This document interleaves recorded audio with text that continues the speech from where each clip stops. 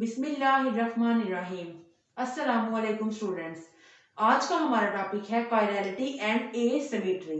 तो जैसा हम पहले पढ़ चुके हैं कि जो कायरल कंपाउंड्स होते हैं वो क्या होंगे, एसिमेट्रिक होंगे, उनमें सिमेट्री जो है वो प्रेजेंट नहीं होगी। तो वो क्या होंगे, जो एसिमेट्रिक होंगे, और जो क्या होंगे, कायरल होंगे, वो क्या होते हैं, ऑप्टिकली एक्टिव कंपाउंड होते हैं। वो कायरलिटी ऑप्टिकल एक्टिविटी को शो करते हैं।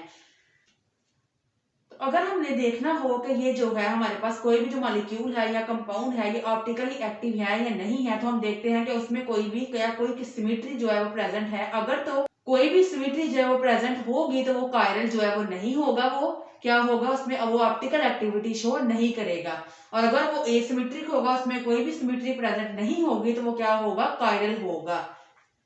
तो हमारे पास थ्री टाइप्स आती हैं सिमेट्री की, और जो कायरल होगा वो क्या होगा, ऑप्टिकली एक्टिव होगा। तो देखिए हमारे पास थ्री टाइप्स हैं किसकी, सिमेट्री की। Plane of symmetry, centre of symmetry and alternating axis of symmetry. तो अगर हमारे पास कोई भी कंपाउंड या मॉलिक्यूल प्रेजेंट है जिसमें इन तीनों में से कोई भी ऐसी सिमेट्री प्रेजेंट है, तो वो कायरल नहीं होगा, वो ऑप्टिकल एक्टिविटी शो नहीं करेगा।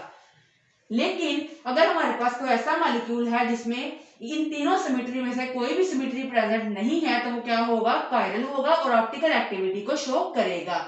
तो चलिए आइए हम सबसे पहले फर्स्ट जो है सिमेट्री इसको डिस्कस करते हैं, प्लेन ऑफ सिमेट्री। इसकी डेफिनेशन देखते हैं। It is an imaginary plane that bisect the molecule in such a way that two halves of molecules are mirror reflection to each other. हमने पढ़ा है कि जो ऑप्टिकली एक्टिव होते हैं वो non super imposable mirror reflection होते हैं, और जो ना ऑप्टिकली एक्टिव नहीं होते, जो कायरल कंपाउंड्स नहीं होते, वो सुपर इम्पोजिबल मिरर इमेजेस होते हैं। तो इसकी डेफिनेशन यही है प्लेन ऑफ सिमेट्री की। हमारे पास कोई हम एक इमेजिनरी जो प्लेन है, इमेजिनरी लाइन ऐसे ड्रॉ करते हैं जो कोई भी मॉलिक्यूल को बाइसेक्ट करती है इनटू टू इक्वल हाफ्स में, और वो एक दूसरे के मिरर रिफ्लेक्शन होते हैं। It is also known as mirror plane, इसको हम मिरर प्लेन भी बोलते हैं। इसकी एग्जांपल देखें। One of the stereoisomer of tartaric acid has plane of symmetry. कि अगर हम टार्टारिक एसिड के एक स्टीरियोआइसोमर की बात करें तो उसमें जो प्लेन ऑफ सिमेट्री है वो प्रेजेंट है। तो चलिए आइए एग्जांपल देखते हैं। ये देखें, एक दूसरे की क्या है, मिरर रिफ्लेक्शन है। इसका देखें, अगर इस मॉलिक्यूल को यहां से बाइसेक्ट करती हूं, इस वाले आइसोमर को और इस आइसोमर को, अगर इसको मैं यहां से ये कार्बन 1 और ये जो कार्बन 1 2 3 4 कार्बन अगर 2 और 3 के दरमियान से इसको बाइसेक्ट करती हूँ, एक इमेजिनरी प्लेन ड्रॉ करती हूँ, तो देखें ये दो इक्वल हाफ्स में जो मॉलिक्यूल है वो बाइसेक्ट हो गया है, और ये दूसरे की क्या है, मिरर रिफ्लेक्शन है।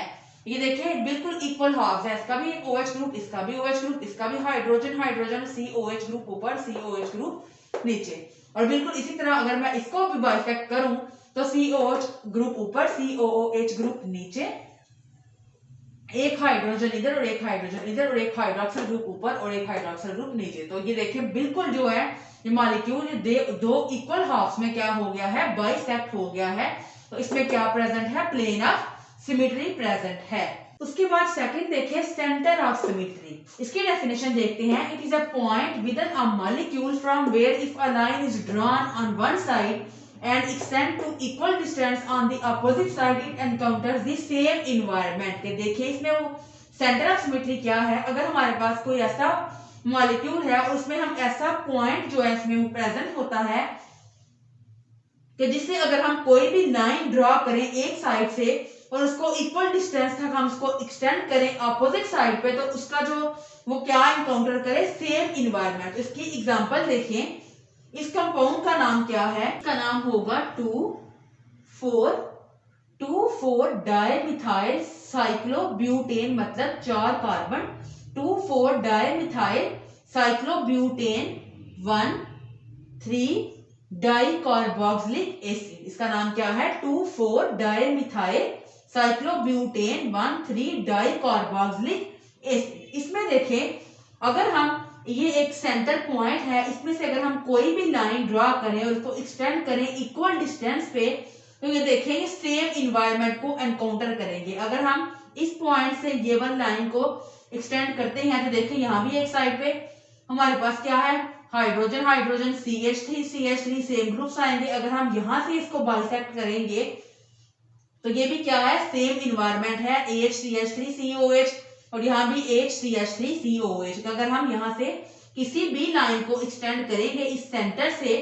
तो ये क्या करेगा, इस जो है वो सेम इन्वायरमेंट एनकाउंटर्स करेगा। अगर हम इस सेंटर से कोई भी लाइन को ड्रा करें और उसको एक्सटेंड करें उसकी अपोजिट साइड पे, तो वो क्या करेगा, सेम इन्वायरमेंट को एनकाउंटर करेगा, उसका इन्वायरमेंट सेम होगा। उसको हम क्या बोलते हैं, सेंटर ऑफ सिमेट्री। इस मॉलिक्यूल में सेंटर ऑफ सिमेट्री प्रेजेंट है। उसके बाद देखें अल्टरनेटिंग एक्सिस ऑफ सिमेट्री। इसकी डेफिनेशन देखें, a molecule possess n fold alternating axis of symmetry if when rotated through an angle of 360 degree divided by n about its axis, we obtain structure whose reflection from plane perpendicular to its axis is indistinguishable from original molecule। देखें, अगर हम example लें 1 2 3 4 टेट्रामिथाइल cyclobutane की, 1 2 3 4 टेट्रामिथाइल 4 methyl group है और क्या है, cyclobutane, इसमें 4 कार्बन जो है वो प्रेजेंट है। इसमें देखें अगर हम इसमें क्या है, 4 फोल्ड एक्सिस ऑफ सिमेट्री है। तो इसमें देखिए अगर हम 360 को डिवाइडेड करें, 360 डिवाइडेड बाय 4, तो हमारे पास क्या आएगा, 90 डिग्री। अगर हम इस मॉलिक्यूल को 90 डिग्री के एंगल से रोटेट करवाएंगे, एक्स वाई प्लेन से रोटेट करवाएंगे, रोटेशन के बाद जो हमारे पास स्ट्रक्चर आएगी, ये देखिए बिल्कुल क्या है, जो इसकी ओरिजिनल स्ट्रक्चर थी बिल्कुल उसका मिरर रिफ्लेक्शन है।